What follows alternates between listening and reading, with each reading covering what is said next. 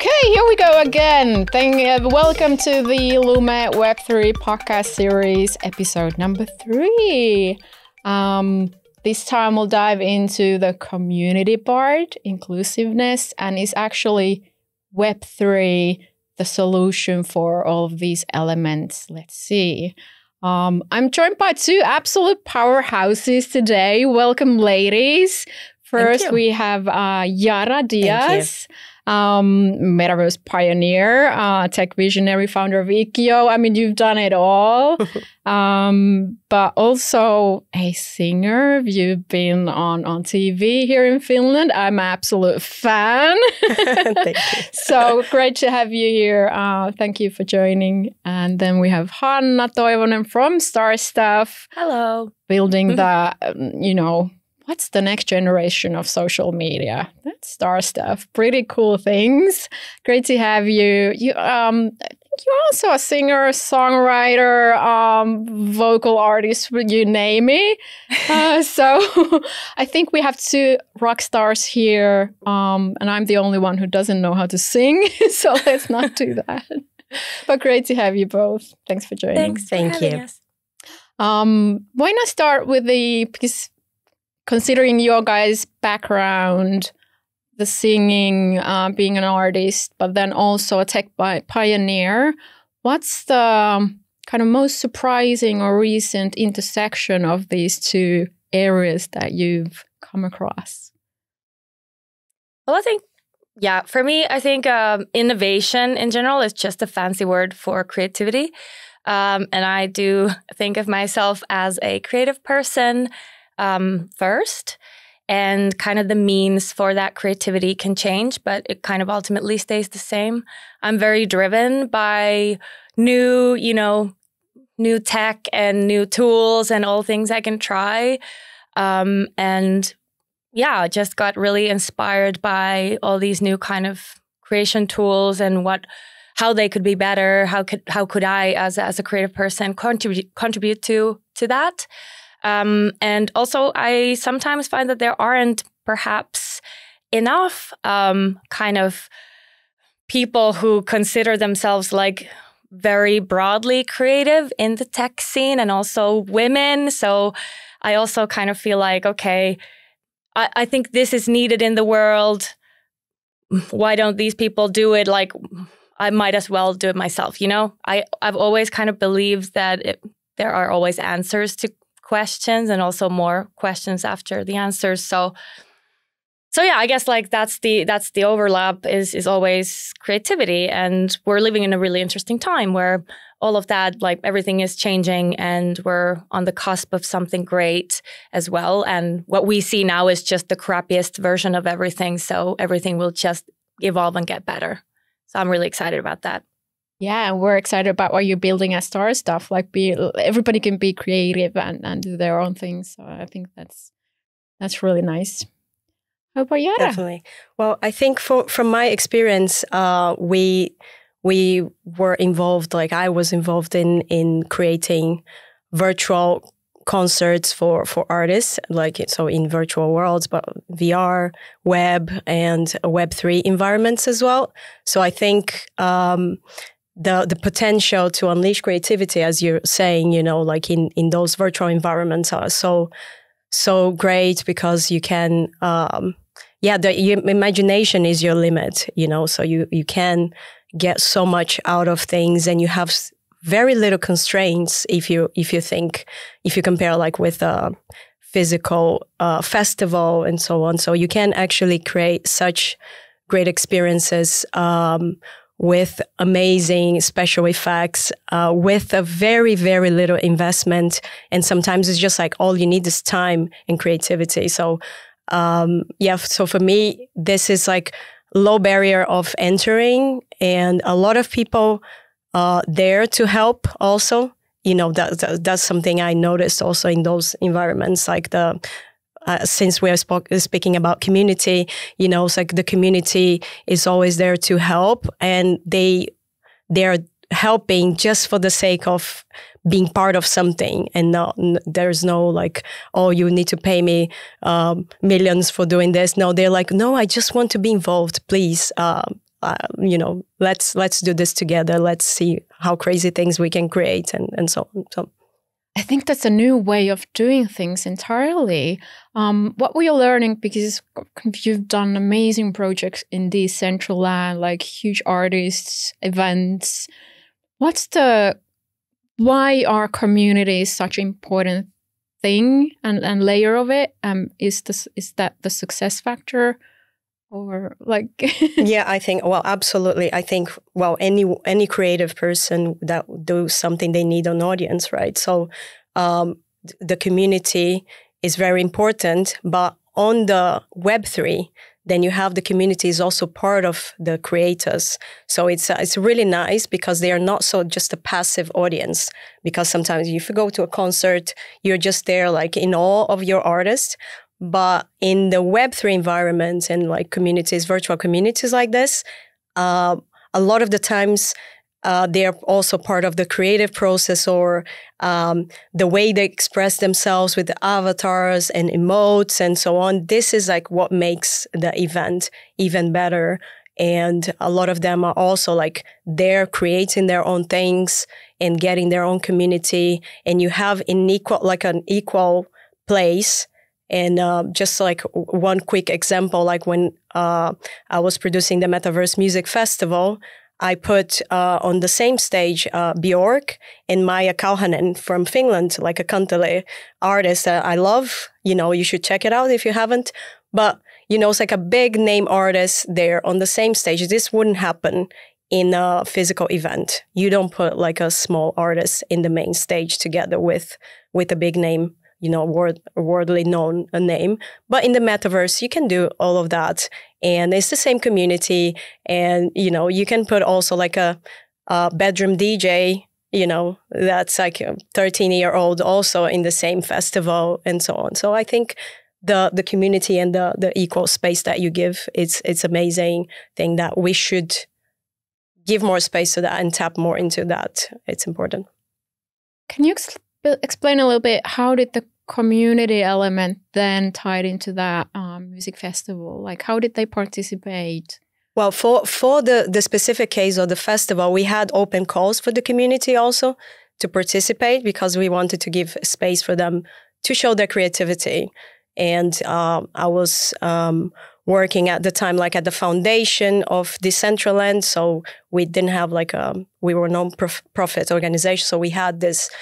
The mission of us was actually to nurture the community. So we had the budget to give grants for the community to create their own things and be there. So we had the threshold to involve the community more. So I think whenever you're also able to provide some sort of support, financial support, or like grants or credits, for servers or whatever like you can do to help the community, because sometimes it might be a lot of money for them to kind of just put into a project initially. So if you want to level the playing field, you need to also provide some support, and that's what I was doing there, like through the foundation. And I think my advice will be doing that too for community members. If you want more representativity, you need to go after them, the people that are not being represented, and understand like why, what kind of incentive you would need. And then they would tell you, oh, we actually, we need servers. It costs a lot of money for doing this. We need a developer, and so we need to pay them and so on. So you would understand the needs of the community, and then you go after. And we also went after sponsors that would pay that, and then we will have big brand names to give us money, and then we'll just give back to the community through open calls. And the thing that they had to do is write a proposition, and then we'll read through the ones that were more committed. We will get in, So I think that should be something to be implemented. Yeah, and I would imagine then the benefit for the artists and the platform is driving more engagement with their 100%. Yeah, and I think also if you compare smaller acts to big name artists. You know, like the smaller acts, they're like way more inclined to do marketing. So they are like so excited they're part of something. Like on the music festival, for instance, we had people, the smaller acts were posting all the time and tagging us and so on. And then the artists, the big names that we hired, they were just doing exactly what it was in contract. You know, it's like, oh, this amount of posts or like this and that. So they will follow exactly what was in the contract. With the other ones, the small ones, they were like so stoked to be part of that. They were posting way more than we needed, and they actually bring so many people, you know, and they teach. There was this artist, he was like an avatar artist, and he was actually teaching people how to use Decentral. And before going, like, it was his initiative. It's like, oh yeah, you need to do this and that and that. So he was having like webinars, helping people, and like the commitment. Artist. What is an avatar artist? Oh yeah, it's a whole thing. Yeah, for sure. I mean, yeah, I love hearing stuff like that because definitely can relate in terms of like power in communities and power in people of the internet. I mean, I think we've all seen it happen so many times. And I think a great example is also like if you look at YouTube or TikTok, like basically those platforms enabled and empowered regular people like you and me to post videos online and also make statements and make art and do something with their creativity.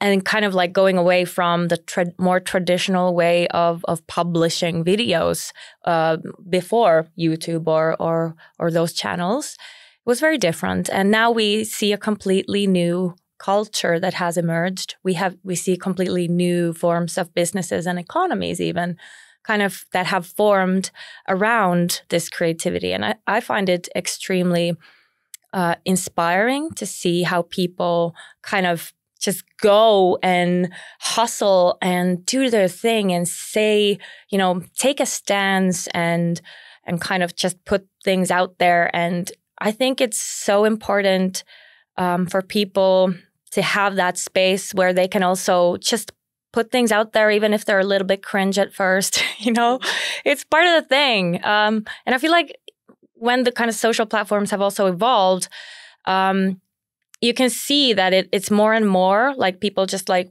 post about what they care about and see kind of what sticks. And I think that's also really important that we do this creativity in a way in public as well. Mm-hmm. Like we don't hide that so much anymore. It's okay to like put things out there. And I think that is how we actually get to more like collaborative creativity. And we see, you know, we can talk about the meme culture perhaps a bit later and how that has also happened in games. And that is very healthy, I believe, for like our collective community creativity. And I think it's also being genuine a little bit more than because you're not so afraid of publishing something that's not ready, it's raw.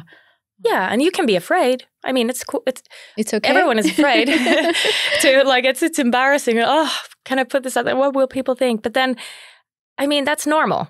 It's normal to be a little bit afraid, but will you listen to the fear or will you post anyway, you know? Yeah, exactly.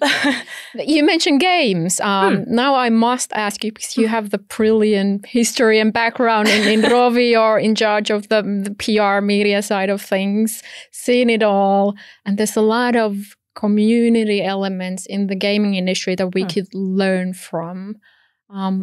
What are those that we could actually learn from and utilize elsewhere as well? Yeah, I think there have been also some brilliant studies around this subject that also inspired me to start this company. Say the name. Yeah. Starstuff. Starstuff, yes. So, well, it kind of goes way back. Like if you think of games like, you know, the first games being something like a ping pong, you know, of an old, like very old computer that you would like play the computer, right? And then at some point, people started playing social games. And one of the first like really, really successful multiplayer online game was EVE Online from a company called CCP from Iceland. It is still like over 20 or something years later, one of the, like, they still have their own core audience that still like daily or weekly play EVE Online.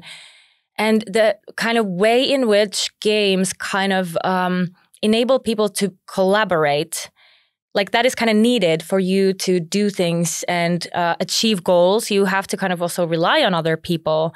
And you have this level of intensity with them that you kind of, you don't even notice it, but you kind of form these bonds with other people that you don't even know.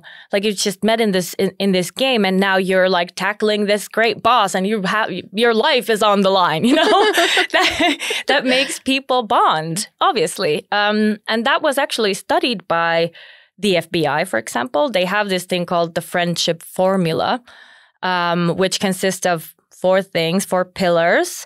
And basically they say that it is required that you have proximity, frequency, duration, and intensity in a certain amount so that you will form lasting bonds with other people. And when it comes to games, well, some of my closest friends I've made in games. And it's very, it's a very great way to form bonds and communities around, your mutual interests. And whatever that might be. And you can see that also happening in social media, but not in the same depth. Like, I think what we lack in terms of that interaction in social media is the like genuine, real connection with other people. It's called the disconnection paradox, where on the paper we're more connected than ever, but actually we have a whole loneliness pandemic going on. So this kind of paradox comes from the fact that it's all very surface level. We tend to go to, comparison, and we tend to compare others' lives to our own and kind of see, okay, we're not doing good enough. And even like the threshold of actually connecting to the other person on a human level has gone up, because it's like you see such a glossed side of the humans you interact with, that it's no longer authentic. And the authenticity is our core human, thing. We need that in order to bond with others and form communities. So I think that is something that, like when you have a game and you work together with other people, you rely on them, it's intense, and you kind of you have to get away of those barriers or those the surface level when you have to fight a boss. So it's so you show more of who you are to those people, and that also brings people together. And that is what we want to achieve also with what we do. We definitely believe that, social media can be good for us. If we just bring a little more depth to it, that is also a lot more fun.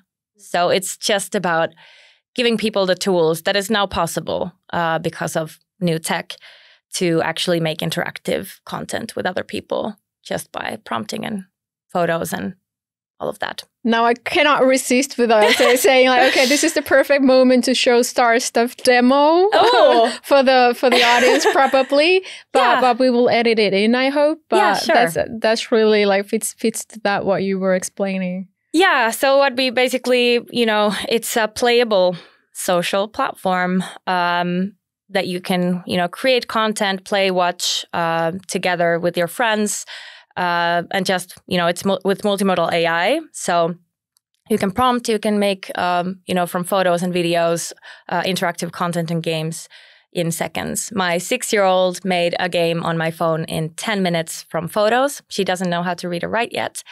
So she just snapped photos and made a funny like a rainbow bun trampoline game. And that's possible now in the mobile browser. That has not been possible before. So we really wanted to focus on the accessibility of this tech and also the performance.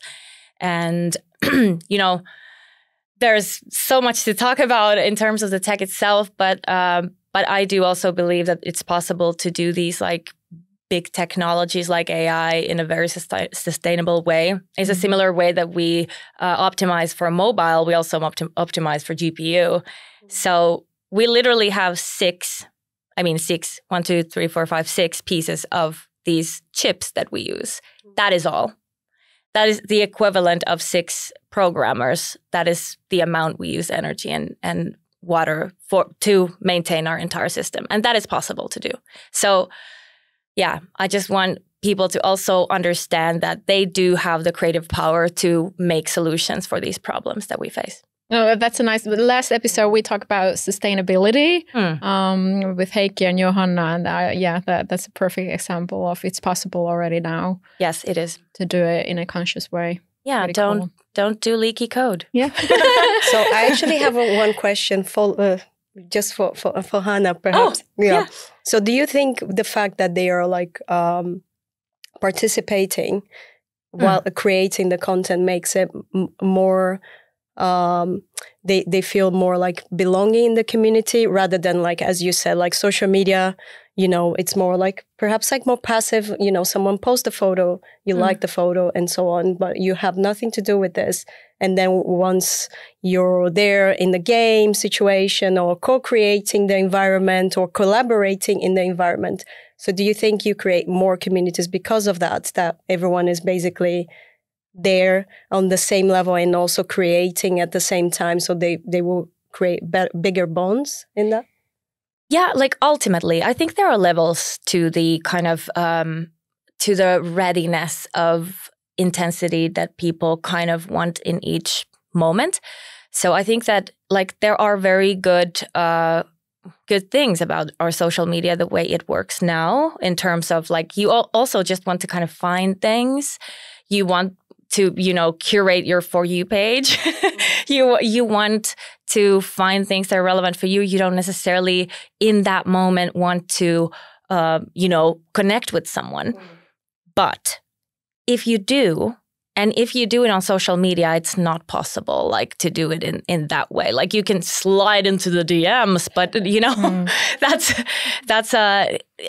it's not the same. I do believe that if people have that possibility to like, I'm not saying that we shouldn't have like 2D content, because I do believe in that as well.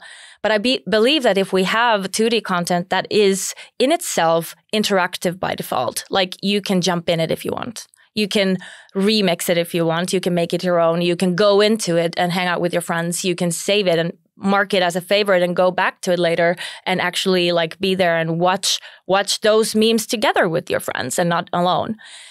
I think there just needs to be a space to enable that, because right now it's very, very one-sided. And I do believe that when we have that layer built in, then it will start happening organically and naturally, because that is natural human behavior. We want to connect to other people. And if we do find something that is relevant for us and that interests us and we want to dive into it, then naturally, when you have that contact with other people, you can remix, you can comment, you can, have your own say in it. You can be with others, you can fight, you can dance, you can, all of that, and talk with audio chat, hearing others' voices. That's powerful. So you're saying, so the magic formula would be user-generated content plus collaboration or the connection side of it. Yeah. For sure. There is like user-generated content that has the depth, that has the possibility for that depth, for that interaction. That is, I believe, the future. We can also see that already in certain meme lores and certain kind of cultural commentaries, how they kind of spread through social media. Like that is already happening in a way, and there is a huge pull for this kind of thing to happen. People are doing their own mods. They have been doing, like Gary's mods is like, one was like 2004, something like that.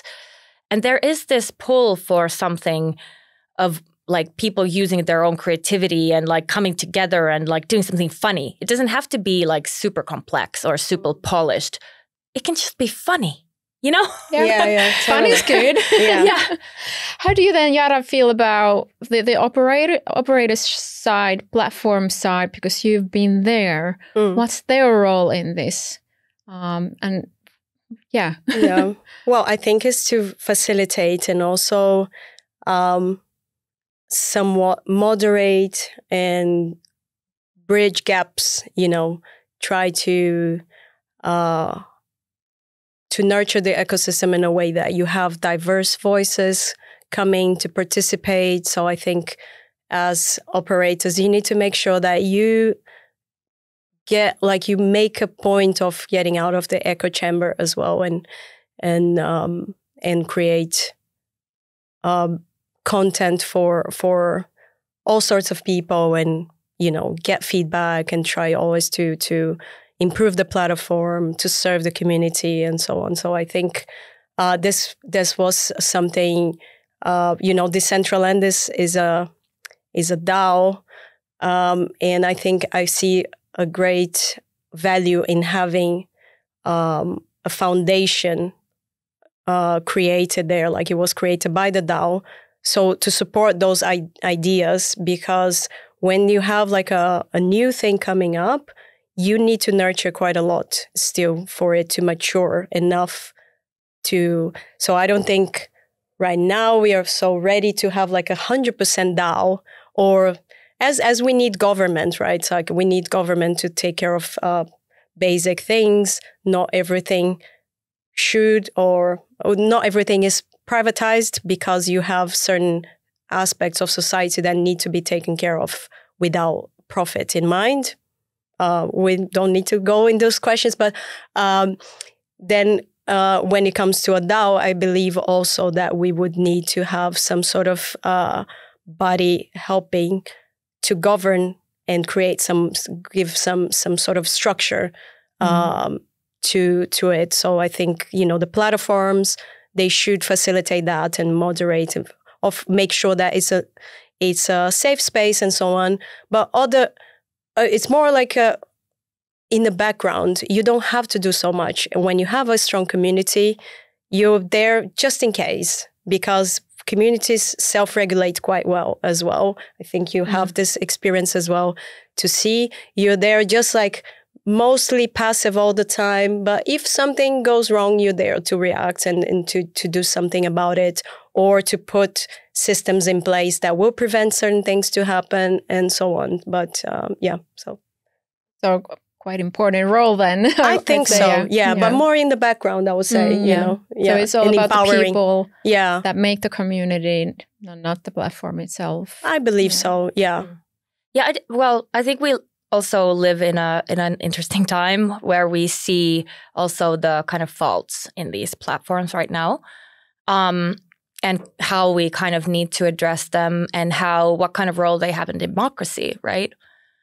These are big questions. These are like, questions of our time.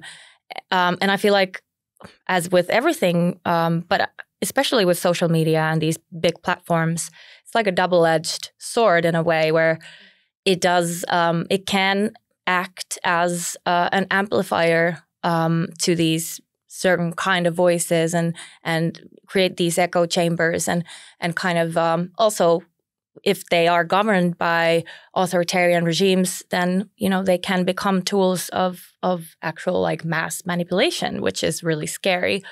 However, on the other side, there is the fact that anyone can have their voice heard. So it's like, people can actually fight back in this space where we have a free internet. We have these tools available for everyone, and I believe there is a huge power in that. We're seeing now, I also have this, like, in a way, news fatigue all the time. I'm like, oh, I can't anymore, like, what now, and it's like, oh my gosh, like, how can it can become really exhausting to even think about, like, how can me, a little person from Finland, do anything about this? And you can't fix everything, obviously, but you also can't turn catatonic. And that is something that I definitely want to say to young people. Like, you have huge power. Like these like memes, why did they have to put TikTok down? Because of the younger generation. It's not about, all those like, it can be also about political campaigns. However, in this case, it was very much about the power of the people. And I really want these young creative people to understand the power they have. That is massive power, and you should use it. Use that power for good. That is how things change, not by standing and waiting for the bros to change them.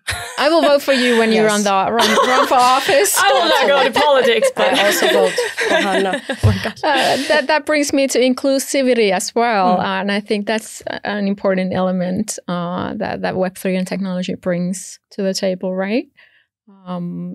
Any examples of just like really highly inclusive communities? I think the virtual communities are as good as the physical ones. So it's still like we need to fight a lot in the real world, and for inclusivity, and a reflection of that is the virtual world. However, I feel that a lot of communities, they find actually a safer space virtually, like in the virtual environment. I have one example of that, for instance, so I was leading Pride in Decentraland. It's like I'm from the LGBT community myself, so I'm a queer person, and so basically I was leading the festival there, the Pride month. And one thing that we were researching quite a lot, and we got a brand to do some sort of activation there using NFTs actually. So I think same-sex marriage is allowed in 30-something countries in the world only. So maybe 36, 38 or something. We can look into that. Maybe we will look it up before this goes on air or something. Yeah. But then what we did together with this brand was NFT marriage certificate. So people could get married in metaverse. So we made this this whole metaverse, marriage thing, so people could arrive there in this kind of arch of love. I think it was Close Up. It's a Unilever brand for toothpaste. So smiling, and then so they did this marriage certificate, so you could get married. And because those marriage is not recognized in so many countries, so a lot of couples, same-sex couples, they were there in the metaverse, got like some nice groom and bride, groom and groom, all variations of that, avatar outfits, and went and got married and got this NFT certificate, which actually is something that's going to be forever in the blockchain. And so no divorce allowed. Yeah, well, you need to you need to create it's going to be there forever, because also like when you get married, it's a memory. I was married before, so it's there also in my memory forever. Actually, until I get married again, it's always going to be on my thing, divorced. But that's another thing. But anyway, so this is pretty cool. So you leverage technology, you use also the virtual environment to allow people from those countries that they are not able to express their love for each other. And you also like leveraging NFTs, smart contracts, and all of that. So that was a pretty cool thing to be part of. And very inclusive. If you think like all of how many countries are we? Like 180, 176. Tuvalu is going away, by the way. So they're making like a metaverse Tuvalu, because it's taking it's an island, so it's going to be under the sea. Yeah. Anyway, I deviated from my topic. But No, but I want to learn more about Tuvalu now. Yeah, but anyway, so I think, and also people that, let's say people that are wheelchair bound, they might feel like more keen on going to a virtual concert, because it's the venues physically might not be accessible for wheelchairs and so on. So there are a lot of things, and you can also you have audio chat in virtual things that for the blind is pretty useful and so on. So you have a lot of things that you can use technology to make such cool events, cool happenings in the metaverse that can be like more inclusive and accessible. I think that's quite powerful and reminds me what YLE did and has done a few years to host Linnanjuhlat. What's that in English for residents? Reception. And like thousands of kids joined in Roblox, and otherwise they would not have been able to join Helsinki and that concert. So I think that's pretty inclusive as well. Yeah, that's true. Nice stories, powerful stuff. Maybe going back a little bit, I missed the Roblox thing now that I mention it, and I think that's a good example of powerful technology, but also the community side of it and UGC. Yeah. Hanna, how do you see Roblox? Like, why is it so successful? Well, I mean, I love how Roblox. It's an amazing company. It's basically the biggest game in the world now. It's one of the biggest media entities in the world now. People spend over 60 billion hours a month. That's crazy. On Roblox. And I just love to also like study these statistics, obviously, because I've been in the games industry for a bit, and what we do is very, very relevant. And I think what they've done really well from the beginning is that they really wanted to make kind of game making accessible to everyone. And that is something that they have been doing since 2006. Obviously, it is not very easy, even with Roblox. It's quite complex, and most of the games are made by professional game studios. The learning curve is still quite steep, and you still need like a desktop, like a specific app for it. And they also now have a little bit of like some AI tools there integrated. And what I find interesting is that those games are, they're usually like quite simple, like perhaps more simple. They don't have like the greatest visuals. They can look like a potato, and it's more like almost like building with Legos. Like it's like a Lego world in a way. But the fact that there are so many other people there, that's the kind of point.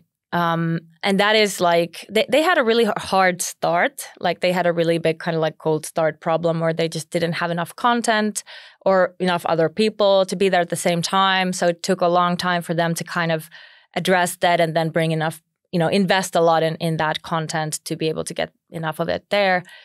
But when they kind of crossed that threshold, then, it has 380 million users per month. That's insane. And most of them are under 18. It is their social media.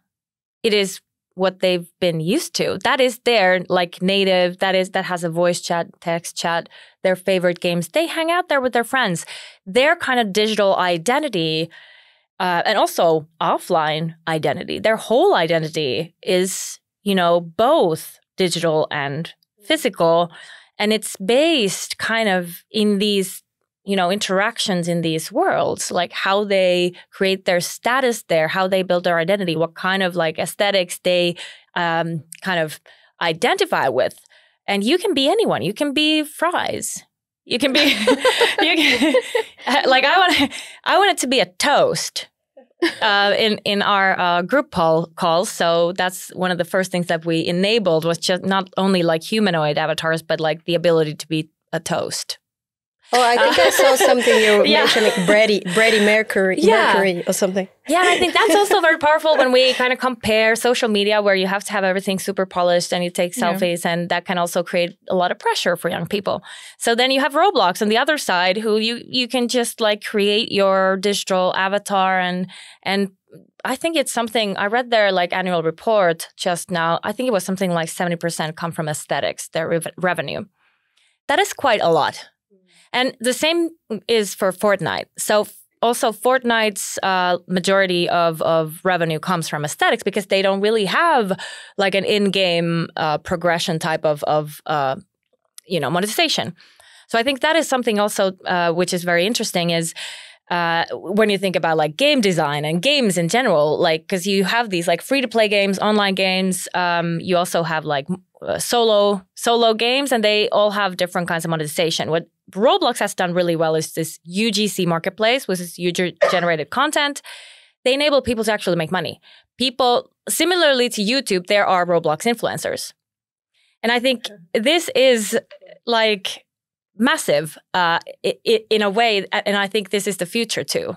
Like you are able to make millions if you're good. If your stuff is good and if people love it, then you are the content. You can create it. People love it. People remix it. People pay you money for that content. And when that starts happening in games, we're talking about completely different numbers than in other medias. Games industry I think it's almost 400 billion in total in revenue. And now the players are the games industry. And we want to make that happen. And we want to enable, like, really, you don't have to have a desktop app.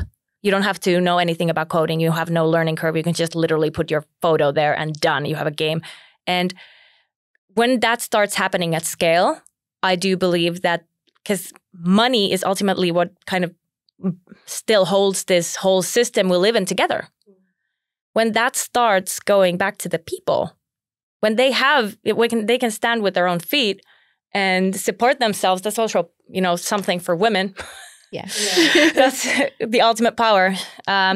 So yeah, I do believe in the power of UGC marketplaces, the fact that you can sell your own digital goods and you can become a creative powerhouse by selling your own goods to other people.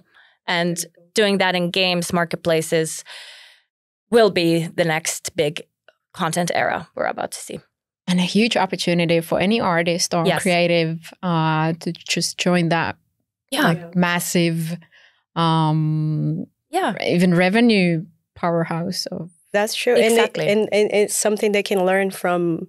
Probably like you get, if as an artist, you just talk to like someone from your family that's like 13 and 12 and get a crash course with them. Like, how can I get into Roblox? And, and see like, how can you put your things there as well? Because, like working in the central and also like being in contact with people from Sandbox and Roblox as well, like creators on that space. I actually had like sometimes like video calls with just avatars. So it was like a snapshot filter of the avatar because the person didn't want to be doxed, didn't want to be showing their real identity. So, but we wanted to hire that influencer of the metaverse, and it was their avatar that we were interested in. And then we hired that avatar as a model for the fashion week. And the person was also helping, like creating some of the digital art as well, and so on. So it's so powerful, and you don't need to know how the person looks like in real life. That's crazy, and you still can hire them, and isn't that amazing? You just need a crypto wallet or whatever, like something like this, and then make the transactions, and never know the real person's face or. So kind of having that influencer, I mean, everybody knows influencers, they work in Instagram and whatnot, but now like having that digital version of influencers is that a thing? I think so. Yeah, it is. Yeah. It's a big thing. And especially in games. I mean, everyone knows Ninja, the Fortnite player. Most biggest YouTubers have actually been players. Like they've basically put game videos on YouTube. Gaming videos, I think, are still one of the biggest content format of all in that, in that platform. And obviously there's Twitch. And then, well, when you think about then like vloggers or then like, for example, VR chat, because VR chat is another thing, is obviously only for VR, but it's massive with those who have VR devices. And there are people who have just their digital identity and they are like celebrities. Yeah.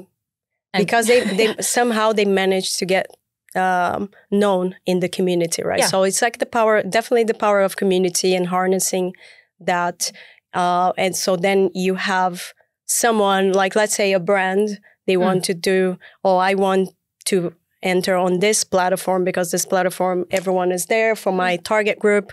But if they just go there without having anyone to introduce them to the community, it's going to be a flop. So they need to partner with someone from the community. And also like the community is kind of like picky, right? So they're like, but this brand, I don't identify with them. Also, you need to pitch the brand to them and say like, oh yeah, so this brand has these values and they believe in this and they want to do that and so on. I saw myself a lot of times being kind of the mediator and then showing this, certain brands that are like worldly known. And then they like, oh, but this brand is this and this and that. And I was like, no, but they have this genuine thing that they want to do in the metaverse. So let's do a partnership with them and let's help them also to understand. And then they will be like, okay, let's do. So you and I love that. It's like powerful, and they know the value that they have in the community. And they also don't want to lose that value. So they don't want to kind of, I cannot be partnering with this because then I lose all my credibility with the community because they know how much it took them to get where they are right now, So you can't sell your soul to a totally different. So it's brilliant. Yeah. Well, we touched about the future a little bit in the beginning, but future predictions, where is this heading? Community, UGC, Web3.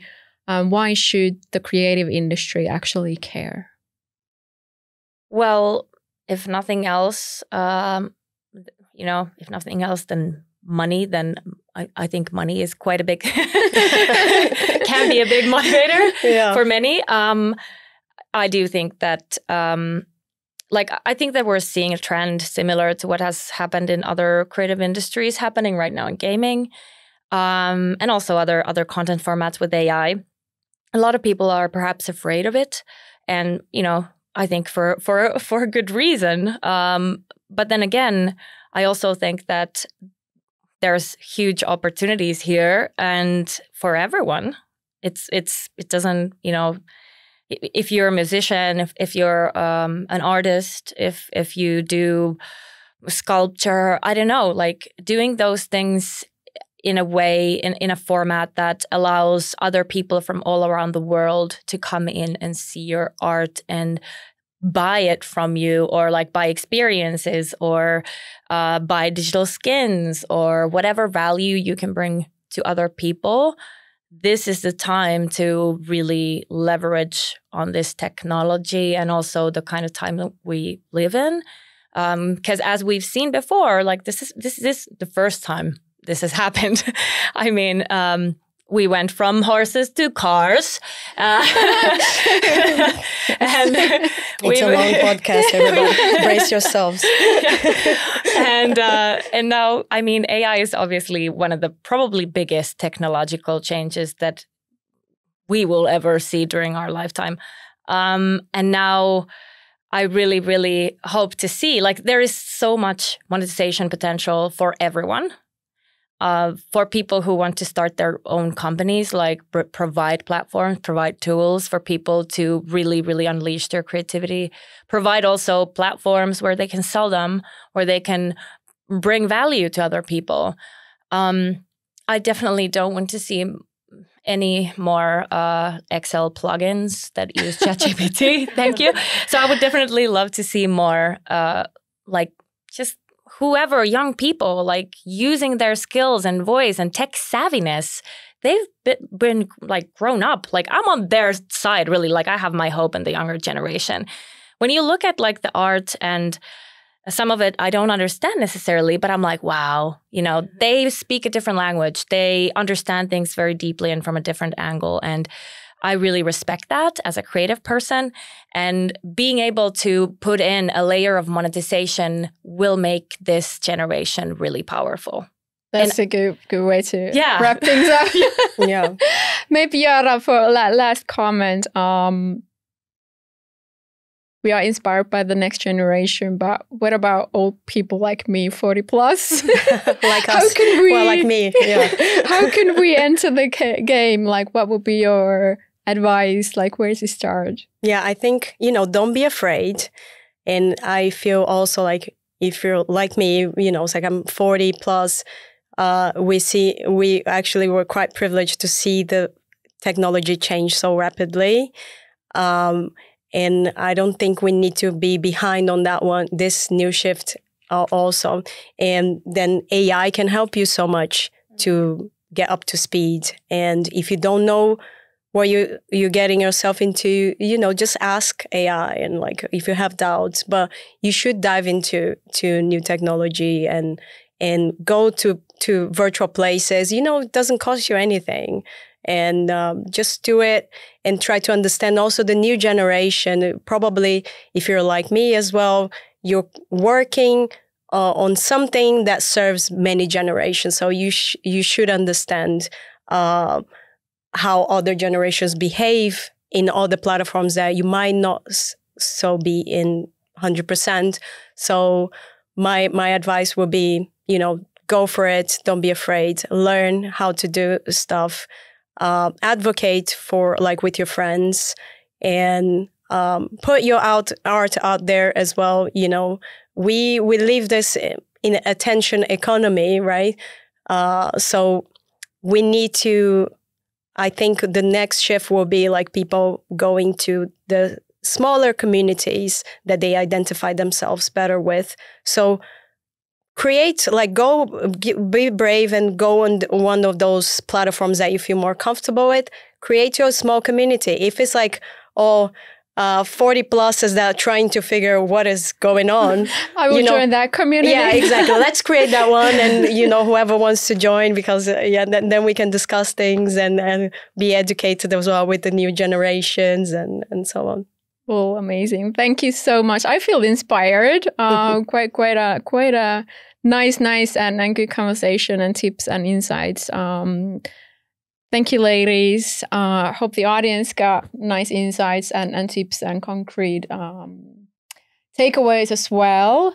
And I think we have the final episode after this. We are talking about culture preservation, but also you've been waiting for these memes and toilets. So it's going to be a wild one. You've been warned, but tune in. Thank you. Thank you so much.